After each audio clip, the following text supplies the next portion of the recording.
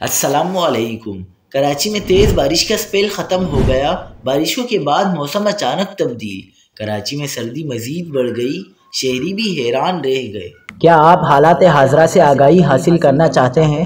خبر کے پیچھے چھپے اصل حقائق جاننا چاہتے ہیں تو ابھی سبسکرائب کیجئے جلمل پاکستان کو اور ساتھ ہی گھنٹی کے نشان پر کلک کر دیں۔ آپ کو بتاتے چلیں کہ کراچی کی حد تک تیز بارشوں کا سپیل ختم ہو گیا ہے۔ شہر قائد نے گزشتہ روز ہونے والی بارشوں کے بعد سردی کی شدت میں اضافہ ہو گیا۔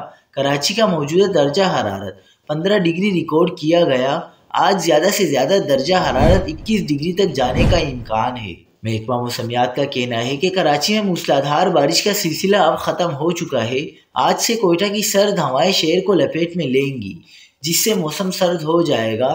ہواؤں کی رفتار 30 سے 40 کلومیٹر فی گھنٹے تک جا سکتی ہے۔ سردی کی لہر اگلے 48 سے 72 گھنٹوں تک شہر کو لپیٹ میں لیے رکھے گی۔ بارش کے بعد فضائی آلودگی میں انتہائی کمی آ گئی۔ دنیا کے آلودہ ترین شہروں کی فہرست میں کراچی آج 56ویں نمبر پر آ گیا ہے۔